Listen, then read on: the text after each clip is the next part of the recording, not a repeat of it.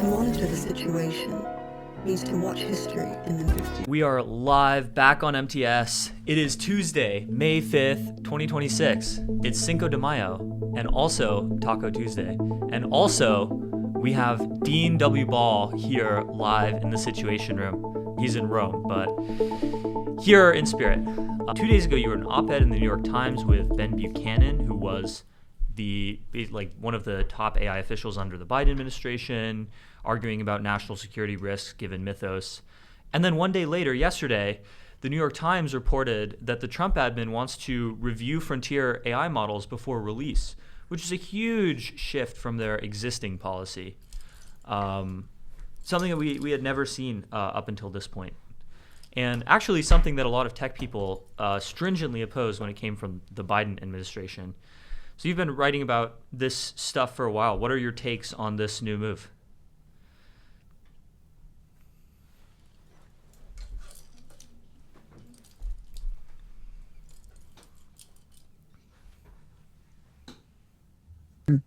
Being realistic and honest about the potential set of major risks that AI poses. And I don't mean like ethics, or it might say something racist, or it might discriminate in some way. I don't mean that. Not that that stuff isn't important, whatever, we can debate that. But the thing that's actually novel right now is like cyber and potentially bio in the future and these kinds of major areas of risk. And they obviously implicate the government, and we need the government to be honest and hard-nosed about sort of a response. And that's like, if we're going to maintain even a modicum of order. I often say that like my policy objective is not like it's going to feel like we live in Singapore. It's like, no, it's going to be like pretty chaotic still, but like, we're going to have like a modicum of order. So I think it's good. At the same time, one thing I worry about is sort of a bunch of people inside the administration. In fact, I've stewed about this when I was in the administration, that, I would go in and work on all these exquisite little policies I would work out. And then at some point, AI would sort of, people more powerful in the administration would sort of get serious about AI. They would come in, throw out everything I did because they had no context in it, whatever, and then they'd do their own thing. That would seem like way stronger, right? Because I think when the big political figures get serious, they have an incentive not just to do stuff, but to really show the public that they're like pulling the levers. So you want to pull the biggest levers. And so I do worry a little bit about an overreaction, actually, that they do something that is too strict, and does look more like a licensing regime. And that's like a very bad outcome too. I'm cautiously optimistic because I think they won't do that, because I think there's enough people in the administration who get that that's a bad idea, that we're going to be okay. But I do think it's a real risk. Got it. Speaking of people in the administration, how personally AGI pilled do you think President Trump is? And what do you think his personal real views on AI are? I think he's not AGI pilled in the traditional way that we use that phrase. I would say that he's functionally AGI pilled in a lot of ways. And part of that is just because he's the build baby build and all the energy and all that stuff. But there's also some element of this where he just has such great intuition. He just has such a great gut about so much stuff that's really quite true, that he kind of, I think, groks where this is going better than a lot of people do with his sort of level of exposure to the underlying technology and ideas, which is, not that much, right? I think that's pretty fair characterization. He's moderately, functionally AGI pilled, probably not actually explicitly. It's an interesting question, what might happen in the world if he ever does get explicitly AGI pilled, or really any president does get explicitly AGI pilled. What will happen then? And that's kind of a whole rabbit hole. And where do you think AI is on the list of the admin's priorities right now? Is it the second most important thing? Is it the eighth most important thing? So it depends on the priority list of the president and the White House chief of staff, who is the way to think of, that's Susie Wiles in this administration.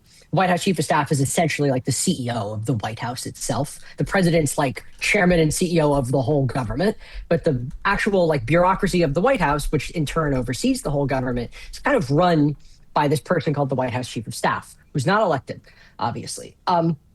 and not even appointed by Congress, not even approved by Congress. My observation of that office when I was in government is that the chief of staff, it's like this black hole, and there's an event horizon of like 72 hours.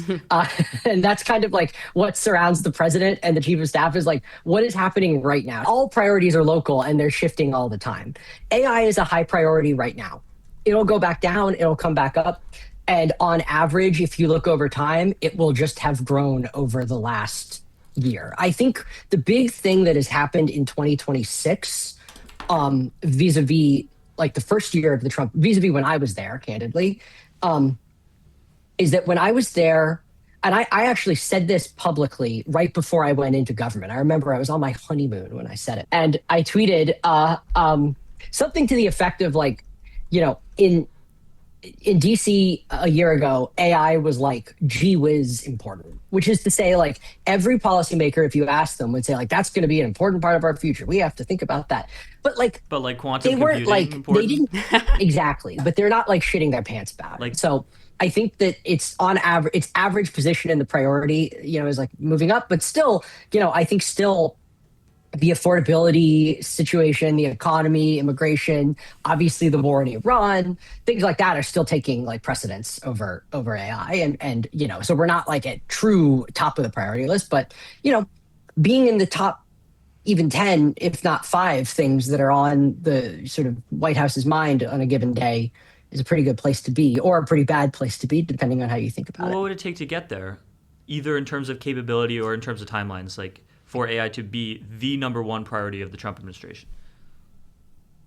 Ever since the reasoning models came out in like September of 2024, I personally think that the technology has been like quite easy to forecast, where it's like, oh yeah, they got system 2 reasoning to work. That means like lots of things that can be formally verified are just going to do this, right? We're going to go off the charts on those things. And that includes like enough stuff that I think it's going to matter in terms of the broader world, coding and whatnot. Was all foreseeable. The real thing though that's so hard is what is going to matter politically.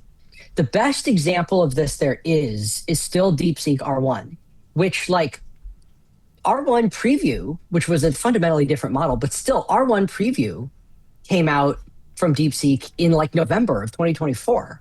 And so like anyone who was paying attention like knew who DeepSeek was and knew even that they had a reasoning model. I even predicted that DeepSeek would get a reasoning in like September of 2024. I was like, oh yeah, I bet you a Chinese lab is going to like replicate this really quickly. What I would not have predicted in 1,000 years is like, is DeepSeek going to like blow up and actually like it ended up activating a big chunk of the government that didn't previously care that much about AI, ended up caring a lot more because of DeepSeek. You can imagine various kinds of military conflicts where it's like AI on AI in some way, where like, Matt, we're probably not going to be mature enough yet that actually happens this administration. If like Isomorphic Labs comes out, this is they're the startup, the subsidiary of Google DeepMind that does pharmaceutical research. You can imagine like them coming out and be like, yeah, we actually are submitting 400 drugs to the FDA today, and we're like 99% sure that all of them work, and they're like all cured. You could imagine some like crazy, like super intelligence coded thing like that, I think is like has a single-digit percentage chance of happening in this administration. We'll just never predict that it would cause that kind of reaction. That's the hard part. Yeah, totally.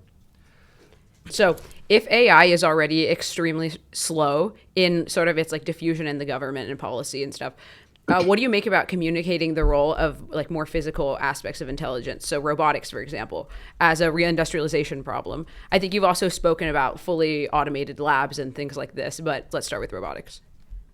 We will not live in a good version of the future if we don't let physical instantiations of AI flourish in America.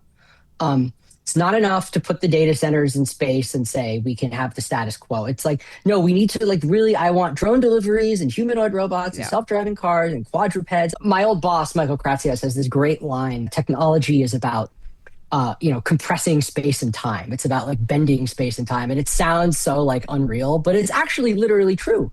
There's like so much that could happen in the physical world that seems exciting, that could make our lives just like better, more luxurious. And I think all the time about like, what if we had robots that were doing like constant environmental remediation on everything? Like this stuff There you shouldn't be go, that hard right? to do. If we like an infinite amount of robots, surely everything would look beautiful. Yeah. We An have robotics infinite enabled amount- Singapore. It's Japan. Yeah. Yeah, like an infinite amount of conscientious human attention to the physical world is like a really cool thing to imagine if you really think through the implications of that. The problem is that like almost literally all of that is like basically illegal by default, because like none of what I just described exists as like an administrative law category in America, which means that like if you don't exist as a category, you're illegal. And like just talking about, subtle improvements to all kinds of aspects of our life. Like one of the great historical examples of this was the Industrial Revolution.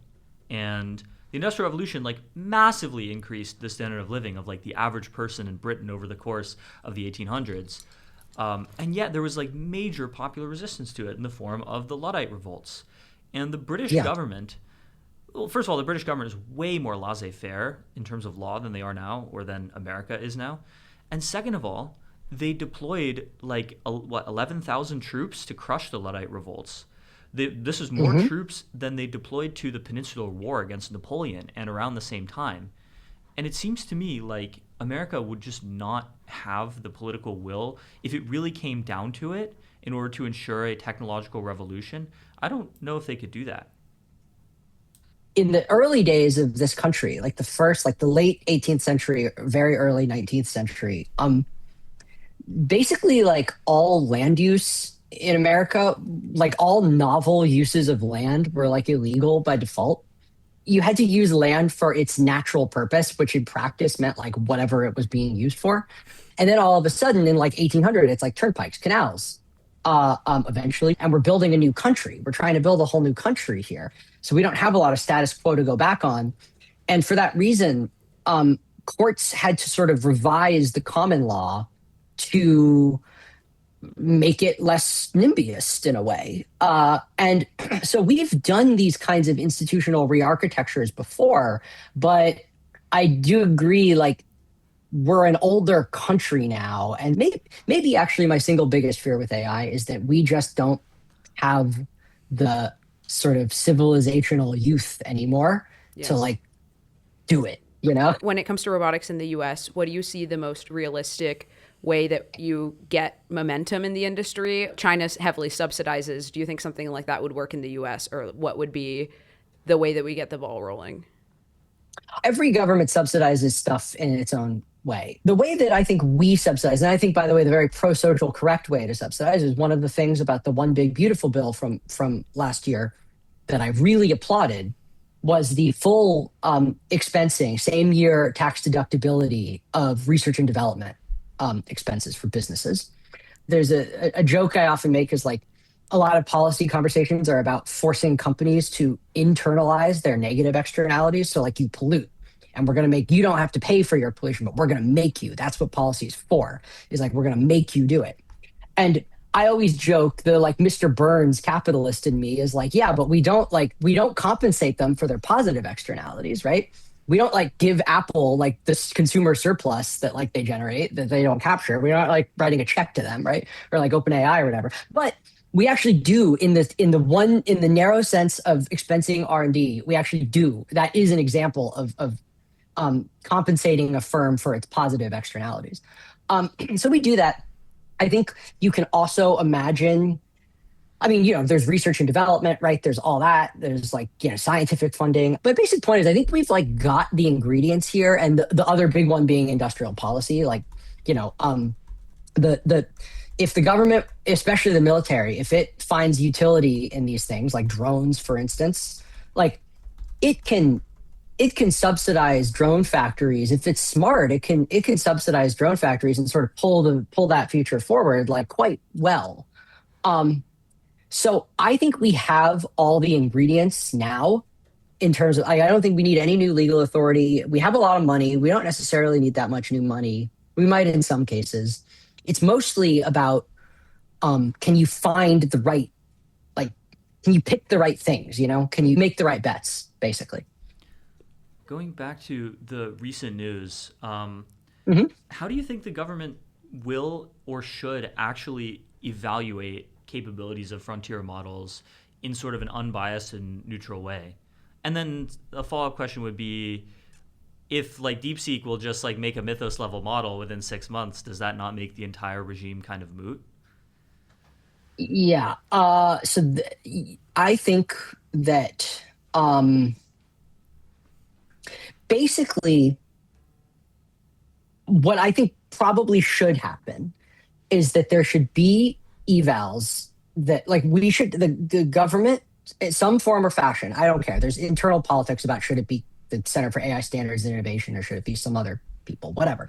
I don't care. The government should have very specific and narrow threat models that are publicly communicated and that are attached to evals that are like real and serious evals that have been vetted by people. And then you run your models against those evals. And if you like score off the charts on cyber vulnerability discovery, then you're going to get kicked to, and like running an eval, right? That's not hard. That's not like, I don't consider that to be a really complicated licensing process. The marginal cost in time and dollars of running an eval is not high, right? We can do evals in 24 to 48 hours. So let's do that. And then if your model hits a certain threshold, then we're going to need to, use it for cyber defensive purposes in a way that probably means we can't have the model released to the public for at least, a couple of months. And we need to also build that sort of like what I would describe as like an ongoing structured formal version of the Anthropic's Project Glasswing. Like, let's just have that, going for, I don't know how long this is going to take. Like the depth of software vulnerabilities in the world is not infinitely deep, can't be infinite, right? So is it 3 years that we have to be doing this? 5, 10? When are we going to get to formal verification for all software?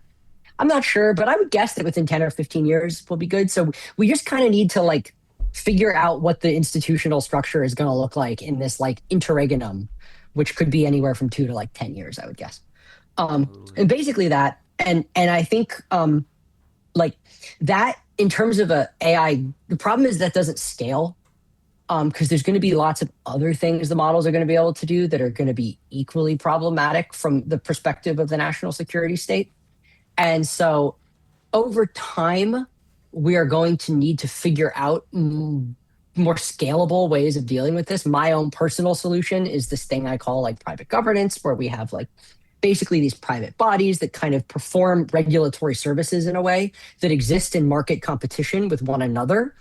And are overseen by the government, but are not themselves the government, such that it's kind of trying to accomplish what Tyler Cowen describes as like a structured method of structured perpetual interference by the government, but that gives them, control, but not too much control. And speaking of the national security state, do you think there's a path forward for the Trump administration, specifically the Department of War and Anthropic, to reconcile their differences? Dario and Emil are just such a terrible pairing for one another.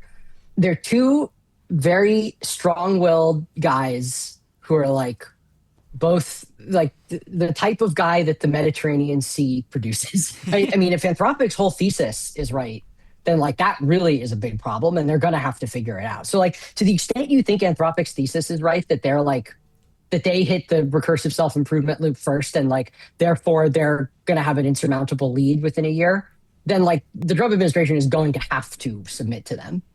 And that will be a whole interesting thing in and of itself. And that might be why Anthropic was comfortable picking the fight, because they kind of think that's true.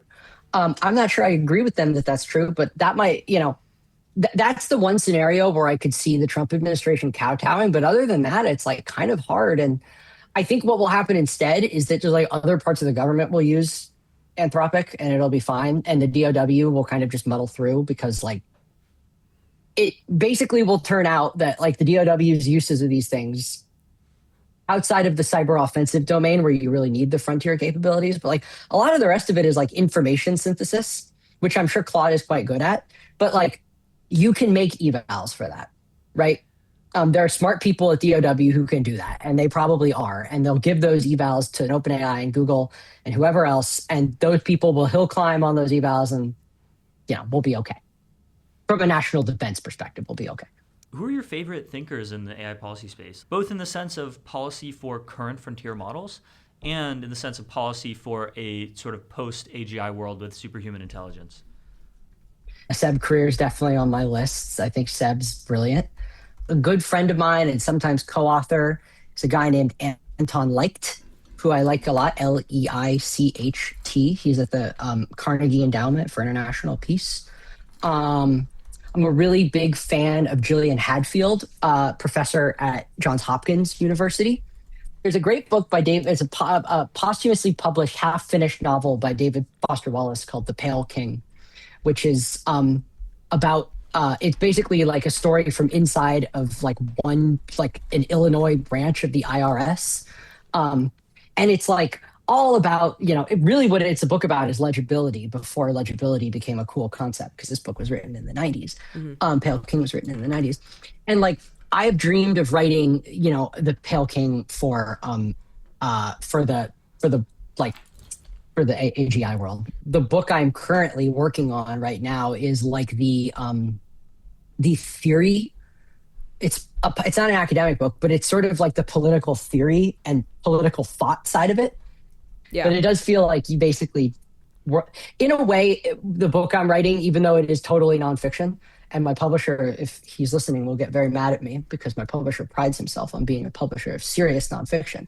But in a way, I think of it as world building for my fictional near future reality, the book I'm working on. Well, Dean Ball, everyone check out Dean Ball's new book, Untitled Book, once it comes out. Check AI.org. Read Hyperdimensional, hyperdimensional.co. If you see him in person, congratulate him on being a new father. Congrats. Congrats. Thank you. Yeah. And, thank you very much. It's been great. We'd love to have you back. Thanks so much for coming on MTFs. Great to see you guys. Thanks. Great to see you. All right. We're live in the Situation Room with Harley Finkelstein, who is the president of Shopify. Before that, you were the COO at Shopify and had a whole bunch of other roles. You've been there for a bunch of stuff. Yeah. 16 years. Almost half my life. So Shopify just reported Q1 earnings, and it seems pretty good to me. You're up 35% year over year on merchant sales, the second straight quarter over 100 billion. You're up 34% on revenue. You have $500 million in free cash flow, and Wall Street was not happy. The stock is down 16%. So what happened there? It seems like good numbers to me. Very good numbers, incredible quarter. I think this is my 43rd earnings call. So as you said, been at Shopify about half my life. This is my 43rd earnings call. We took the company public in May 2015. And this is incredible, strong growth, consistent results, real AI leadership. GMV, it's amazing. This is our second consecutive quarter of $100 billion or more in GMV.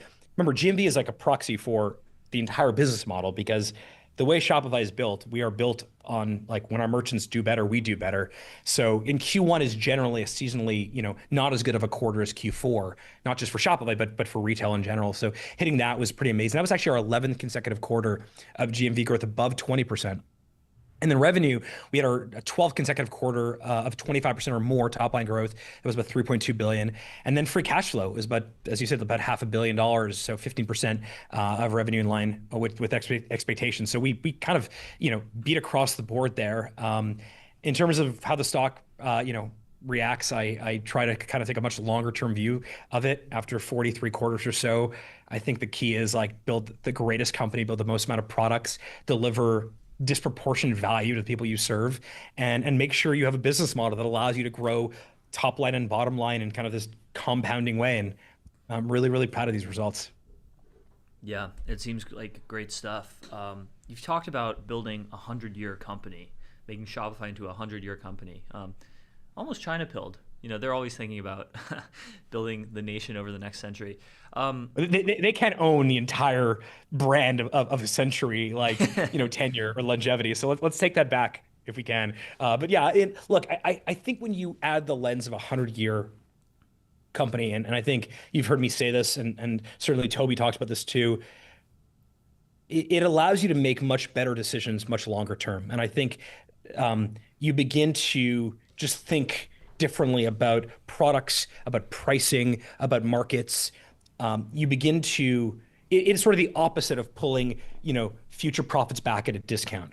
And we went public at $1 billion market cap or so. We're currently sitting at 150 or so $billion market cap, give or take.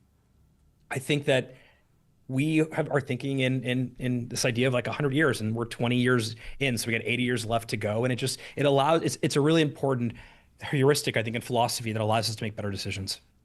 So like concretely, what does that mean? Like what decisions do you think you have made differently on product or anything really, given your orientation for 100 years? Let's look at merchant solutions. So something that people don't realize, that if you were to pretend for a moment that Shopify was a single retailer, so you aggregate the millions of stores, we would be the second largest online retailer in America. We'd be the second largest checkout in America. So years ago, we began to kind of think about, okay, if we're the second largest retailer in America, we get these massive economies of scale. What can we do with those economies of scale? And I think, the way that we sort of looked at it was, we're now able to go ahead and take things that every business needs of all sizes and negotiate on their behalf, build products on their behalf. So merchant solutions came up, I think around the time of the IPO. We began to build out things like Shopify Payments, then Shopify Capital. Now we're doing some advertising. We did some shipping for a bit, although we now have partnered with other companies who are doing shipping much better than we ever did. But we began to kind of think about what else can we do kind of horizontally to make it so that you are better positioned on Shopify than any other platform, because effectively, when you combine a bunch of tiny little lights, you get the sun, is sort of the metaphor. And all of those are in different stages of development. And I think other companies would have just kind of like gone out as fast as possible, got those to market, stuffed those down the throats of their customers, and tried to reap the rewards. Instead, we're like, okay, let's build the greatest capital product for this segment in this geography. Once that's done, let's then move to a different geography. And even things like advertising, for example, our advertising product, we have campaigns, we have Shop, and we're beginning to ensure that the merchants that use each merchant solution of Shopify, it doesn't just become a new feature of their business, it becomes a core element of their day-to-day operations. So another example is probably Sidekick, which I think is probably one of the most exciting areas of Shopify. It is effectively this tool that we built, this intelligent assistant that we built for our merchants. The proof points are insane. Like, merchants are loving it. Usage is up like 4x year over year. It knows everything about your business. It knows everything about Shopify, about the industry, and it actually helps you with like personalized intelligence about how to make money from that. I think I got 2 questions today about, how do we monetize that directly on the call, and my answer was something like, well, look, like, if merchants are making better decisions and they're growing faster and they're making less errors or mistakes, then ultimately they're going to be way more successful, way faster, and our business model allows us to share on that upside. And that I think is the main difference between companies that are thinking in decades or centuries versus companies that are thinking quarter to quarter. And I think the net result of it is that this is like, there's real alpha with Shopify. This is like 20 years of commerce context, and we're able to, help merchants get much bigger, much faster. I mentioned Grunes on the call, which, do you know that company, Grunes? Grunes? I don't think so. Crazy story. So they built a store on Shopify. Yes, I do know this. I've seen their Instagram ads, I think. So 2023 built a store on Shopify. They're doing like 9 figures in revenue, and they just got acquired last week by Unilever for $1 billion. That velocity of growth in commerce and retail, frankly, has never been seen before, and it's happening on Shopify every single day. So I don't know, those are some of the things that we're doing to ensure that we are building like the global commerce platform long term. So Shopify is roughly the only big tech company in all of Canada, a country of 40 million people, as big as California, which has hundreds of them. Oof. So that hurts. Yeah, you really know how to dig. I do like Canada. I'd like to see them succeed. And so, like, why do you think there's just not that much of a tech ecosystem in Canada compared to Silicon Valley? Is it because Silicon Valley has unique pull factors and network effects? How much of it is that versus how much of it is America having better governance than Canada on tech matters? No, I don't think it's in governance. I was born in Canada. I grew up in South Florida. I chose to come back. I grew up in Boca. I grew up in Boca. Oh, funny. I went to Spanish River High School. I went to Spanish River High School. Are you joking? I'm so serious. Wow. So That's hilarious. that's where I went to high school. Wow. That's where I grew up. And I went to McGill for undergrad here in Montreal, where I live now, because my parents didn't have any money and McGill was cheap. And I ended up staying here, going to law school in Ottawa. A mentor of mine convinced me to go to law school to become a better entrepreneur, almost like law school is finishing school for entrepreneurship. And actually, he was right about that. And I moved there in 2005, ended up meeting Toby. We started hanging out together. I became one of the first merchants to use Shopify to teach your business. I was store number 136 on Shopify, which is amazing now when you think back on it. But so I've chosen not only to live in Canada, but stay in Canada long term. And I think growing up, or being in college and then graduate school here in Canada, we had a couple of these like iconic, legendary Canadian companies. You had like Nortel, and you have companies like Black Bear or Rim.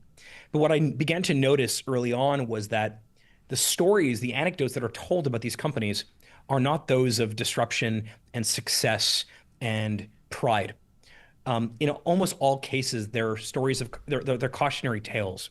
And so first is, I think, something that is common in the Commonwealth countries, Canada, Australia, New Zealand, UK, is this idea of like tall poppy syndrome, that generally, we want you to grow, but don't grow too tall because we'll chop your head off if you get too big. So I think there's a little bit of that. I think honestly, a lot of it's just like role modeling, that you cannot become what you don't see. The reason that I became an entrepreneur was I hung out with entrepreneurs my entire life. My father was an immigrant. He was an entrepreneur. My grandfather was an entrepreneur. My other grandfather was a peddler, which is basically an entrepreneur. So I think some of it is this cultural tall poppy syndrome, and some of it is this we need more role models. We need to point and be like, I'm going to build the Shopify of whatever, or I'm going to do what they did. I'm not going to get acquired early, which happens to a lot of great Canadian companies. Here's the good news. I actually think it's changing. And it's happened like fast. You look at like from coast to coast, like Clio in Vancouver, or Cohere, or Wealthsimple, or League, or Super, or Ada in Toronto. Here in Montreal, we have Shopify, but also we have Lightspeed, and we have Plus Grade, and we have like my hope for the country is that we're a country of acquirers, not acquirees. There's this very funny kind of Shopify folklore from the very early days of Shopify, pre-IPO, where I was on stage with our first CFO. His name is Russ, and someone asked us at a conference like 2012, "Hey, what happens if Shopify? What happens if Google buys Shopify or something like that?" And without skipping a beat, Russ and I responded and said, "Well, what if Shopify one day buys Google?" And obviously it was a joke. Google was much, much larger than us then, still larger Like than us now. GameStop buying eBay. That actually, who knows if that actually happens or not? But that, I think, is the audacity that is required to build like generational 100-year companies. And today, Shopify is the second largest company by market cap in the country. We were, for a while, the biggest. Well, I'm sure we'll be the biggest again soon. Well, Harley, it's been great. Sorry we had such a short window. It's crazy that we went to the same high school. That is crazy. Thanks so much for coming on MTS. And thanks for having me. Congrats on MTS. MTS is really cool. I love what you guys are doing. Congratulations. Well, thanks so much. We appreciate it.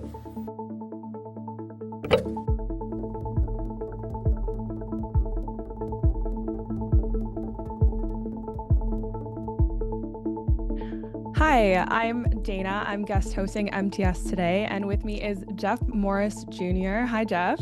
Hey, Dana, how you doing? I'm doing well, and yourself? Doing great. Yeah, excited to be on MTS. This is a first time for me, so excited. It's great to have you on. So I was hoping we could kick it off with a quick intro for people who might not be familiar with you and chapter one. Yeah, definitely. So I grew up in Menlo Park. One of the, I think, few people who work in tech who actually grew up right around it, but now I live in Los Angeles. So I moved here in 2015, most known as an operator, early employee at Tinder, led revenue through the hyper growth years when we became the top grossing app in the world. And yeah, during that time, I was also just sharing everything I was doing on Twitter, and people, I think, found it fascinating because it was just like, who's this person working at Tinder? And Tinder was kind of this like casual dating app. We were building this really big business under the hood. And so I ended up becoming like one of the voices of Twitter for like the product community, which led me to this amazing opportunity to start a venture fund in 2019. And so I've been doing chapter one for 6 years, and we invest early stages. We've been lucky to work with a lot of Andreessen partners, such as Mark Andreessen and Chris and Sriram, a bunch of folks. So, but yeah, and then we invest early stages, primarily focus on innovation industries, AI, financial services, hard tech, etc. That's awesome. And I did see the 6 years was a recent milestone for you. So congratulations on 6 years. That's so exciting. Thank you. Thank you. Yeah. And I was so excited that we would get the chance to talk today because I saw you had posted yesterday your reason to exist, sort of manifesto, I suppose. So I was hoping you could walk us through the core idea there and what you were trying to say with that. Yeah, so I think a very common question you get as a venture capitalist when you're pitching LPs, or what we think about when we're funding founders, is just like, what is your core reason to exist as a company? We obviously live in a world where it's really easy to create things right now. And so I think, thinking deeply about why you should be, waking up every day and existing as a firm, what you're doing different for the market is probably the most important question to ask. Yeah. And we spent the past couple of years just obsessing over like what are we as a firm, what do we want to do, what makes us happy, and what product should we build for founders. And so the way we operate as a firm is really thinking of ourselves like we're building an operating company, and almost like a tech org. All of us are engineers, data scientists, product designers by background. And the point we were making was really like building a venture firm, which is a services company at its core, is no different from building any product, where you have to build for a specific customer and solve some problem better than your peers, and really have a point of view on what makes you better than kind of like the rest of the industry, or what niche you want to fill. And so for us, that's always been this intersection of product and building software and venture capital. And so we spend a lot of our time still building software internally, and we have a software studio. So we have roadmaps, we have monthly sprints against like very clear metrics.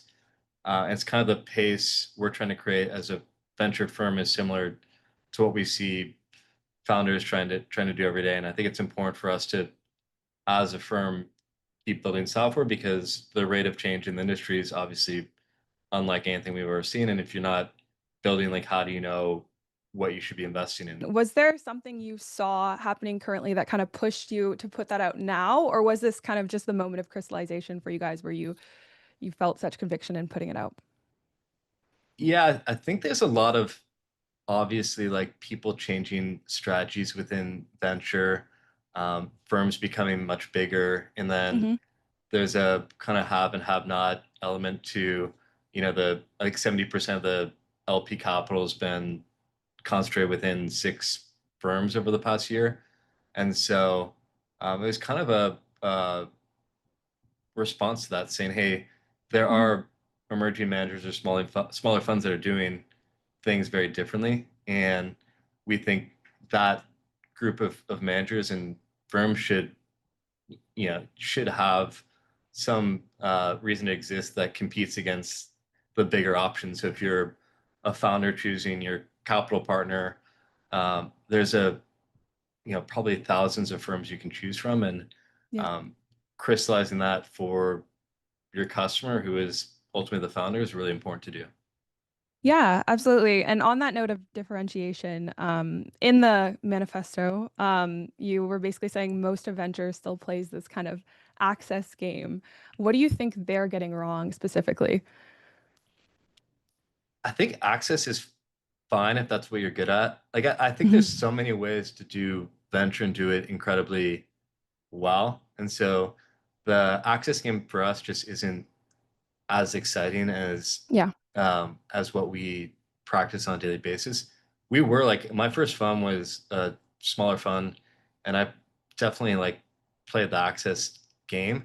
And I think as you start to just like develop as a firm, you start to have your own strategies and point of view on what you want to do differently than the rest of the market. And for us, it was really rooted in this product centric view on how we should invest. And so I think access is totally fine. Like if you can access the Anthropic, sub 100 billion, or even maybe even more than, like, that's totally fine if you're in that like top 10 group of firms who just has the capital and relationships. Like you should do that for sure.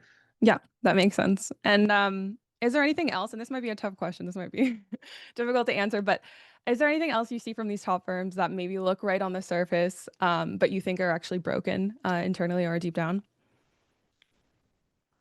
Yeah, I think the biggest thing is just, and I've actually written about this, is the turnover at larger firms is so great. It's greater today than it's ever been. And so I think when founders are working with bigger firms, there's a real possibility that the partner you sign up to work with will no longer be there within a year, 2 years, or 3 years. And so That's a good point. one reason you might consider partnering with a seed fund or a smaller team who's built their firm from the ground up is that, like, the firm will live and die with those partners, so there's not going to be the same amount of turnover. I think it's really destabilizing for founders, and there's a reason underneath the hood, which is just, if you're not hitting your whatever your goals are as a business, and it's not kind of the clear path towards the next round, there's not going to be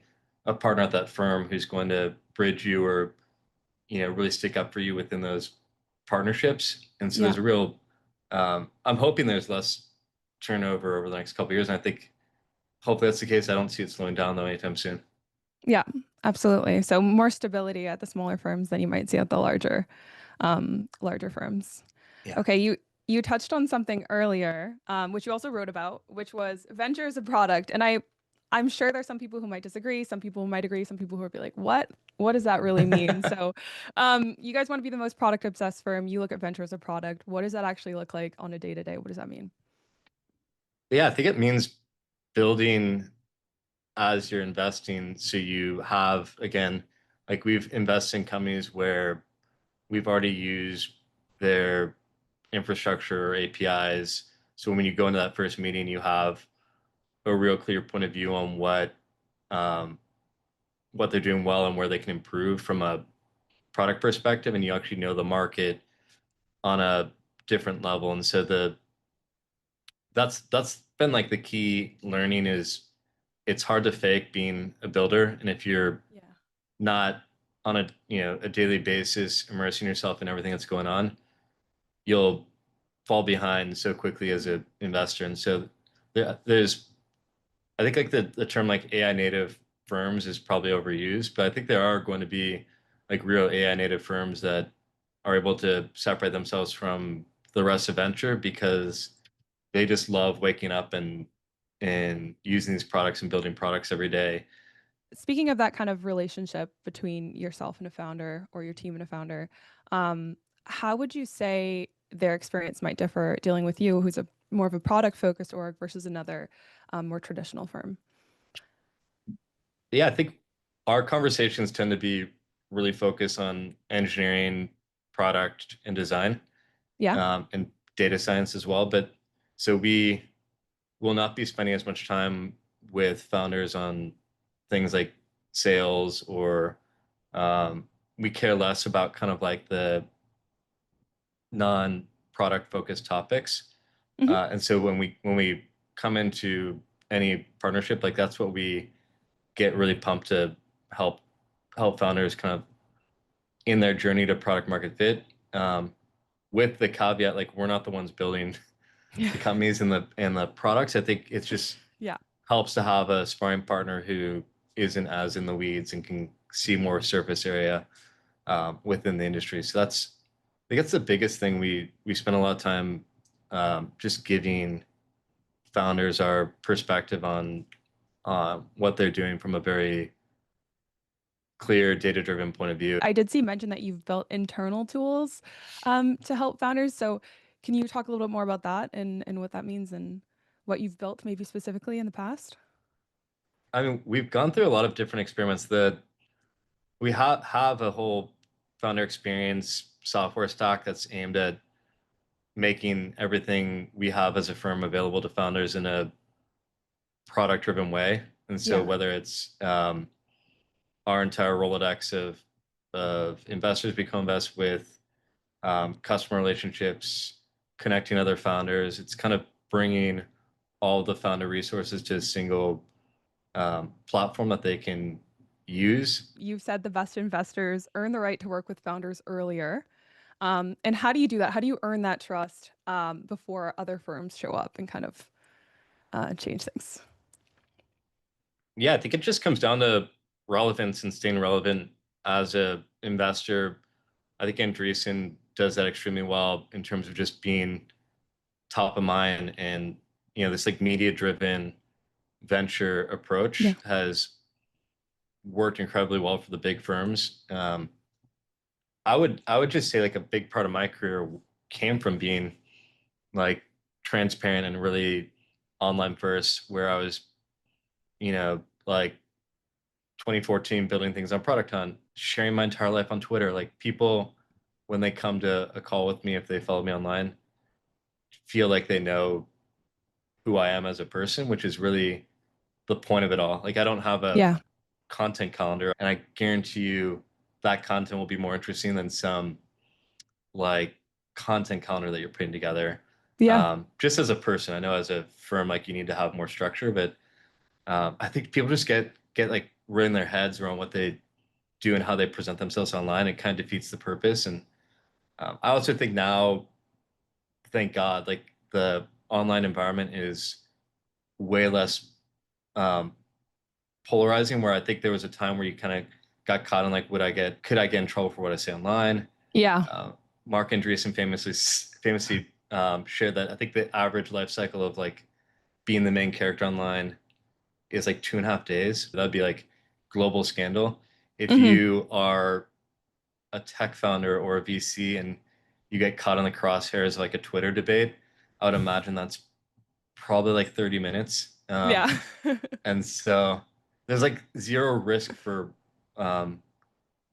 sharing things you do online that other people might find interesting within some boundary. But I think that's really exciting.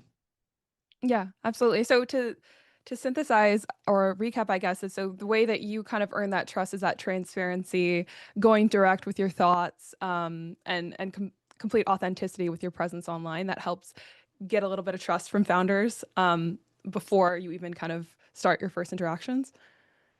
So kind of pulling it back and zeroing in on you, you were VP of product and revenue at Tinder during its massive growth. So how do you think that operator experience influences, these interactions, and then also just how you invest in general? How does that that background help or change things? Yeah, I think the biggest thing is like I've seen everything from a early company, organizational challenges, going public, managing a public company as the head of revenue.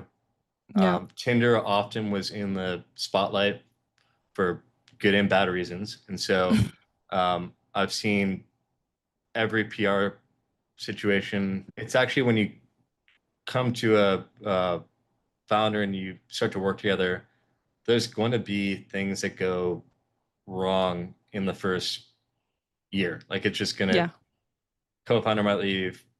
You might have like a investor who's a jerk. You might have some bad PR story. And I just constantly reminding founders that there's, of what I just told you, like there's probably like a 2 or 3 hour period where it's gonna really suck, and then you're gonna get on your next customer call or whatever and completely forget. And so I think that's it's almost playing like a little bit of therapist in those situations. Is there anything specifically that you learned as an operator that you think other investors maybe underestimate or don't think about? I think I still think a lot about how hard it is even in this vibe coding era, to build truly exceptional products. Like I'm building a mobile app right now myself that will release sometime this year. Exciting. And trust me, I've used every vibe coding product in the world to try and build different parts of this. And nothing beats having an amazing designer and engineer together in a room who, and so I think there's like VC always over rotates towards every narrative they can find. And right now it's like this, this like anti-software narrative, which I can tell you it's not that easy to build really high quality software. And so that's my biggest like thing right now is just trying to stay focused on the reality of what's possible with AI and everything else. Like everything's starting to look the same in the physical world too. And so we talk a lot about slop in software and video and content, but that's, it's like restaurants losing their soul, or medical practices that feel like a DMV, or apartments that you can just tell are designed in a Excel model way. And, yeah. and so I think there's this flight to quality, which is going to keep becoming a bigger theme, which and how we express ourselves as consumers and as investors will be trying to parse through the noise of the slop and finding like the truly exceptional things in this world, which is going to be all of our jobs. I love that line, flight to quality. I love that. I'm going to steal that from you. What's one under the radar trend you think more people should be paying attention to? I don't know if it's under the radar, but I'm consistently amazed by how few people are using voice in like their everyday lives. The voice to text models are so good that like I rarely type anything anymore. And so if you use like Whisperflow or similar things, it sounds extreme, but I just ordered this this setup to kind of test it. But I just think everybody's gonna be using voice a lot more, and if you're not, you're moving too slow. So awesome. Well, I'll have to get on that because I'm definitely not using voice enough. I love it.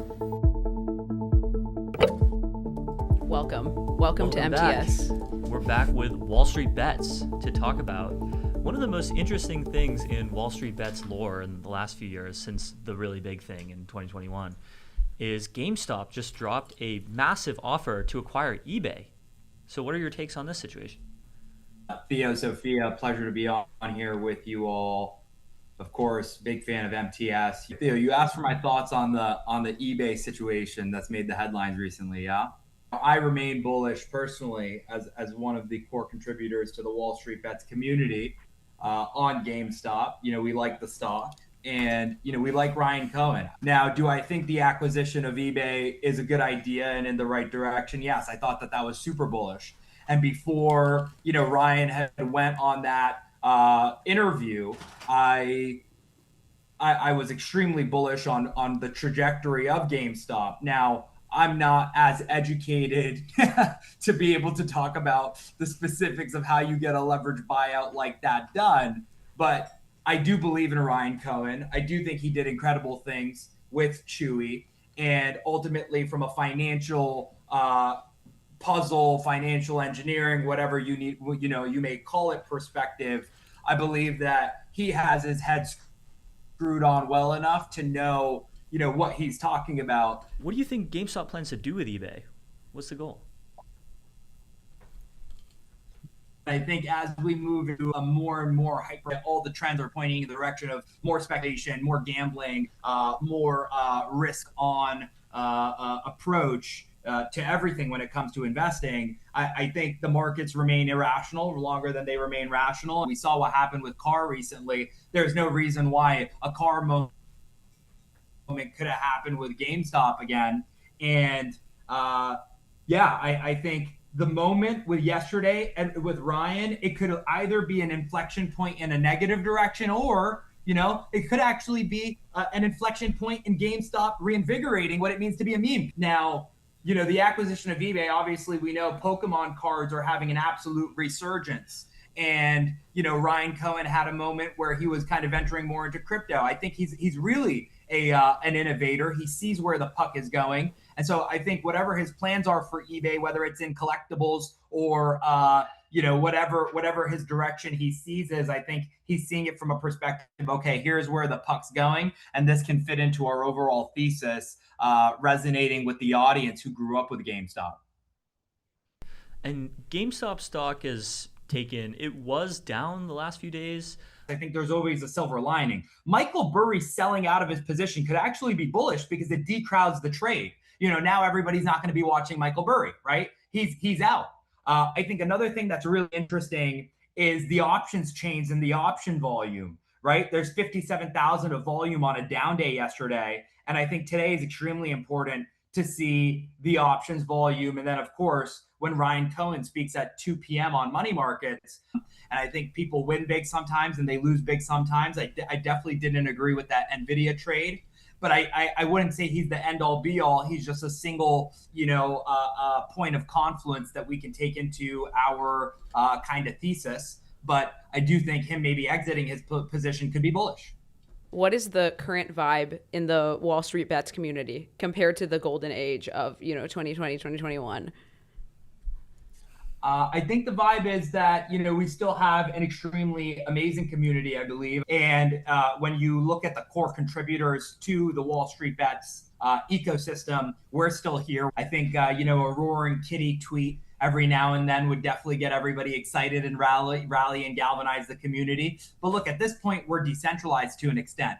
And I think the core contributors could remain to be bullish, remain to be active. What do you think about the current state of the markets, which currently seems like there's two sort of opposite forces pushing in opposite directions, where one force is this current ongoing crisis in the Strait of Hormuz in the Middle East, massive oil supply shocks, and then the other thing is AI continuing to just rip. We here think this is like a hell of a super cycle. It's going to continue to rip, and memory and semiconductor stocks are going to continue to go up and pull the rest of the market with them. Well, Mr. Betts, Mr. WallStreetBets, it's been great having you on MTS. We love talking about GameStop. Whenever a GameStop thing happens, we'll be sure to have you back on. Thanks so much for coming on. MTS is an ex-native live streaming news and interview show covering technology, business, politics, and culture as it happens. Catch us every weekday live on X, YouTube, or wherever you get your podcasts.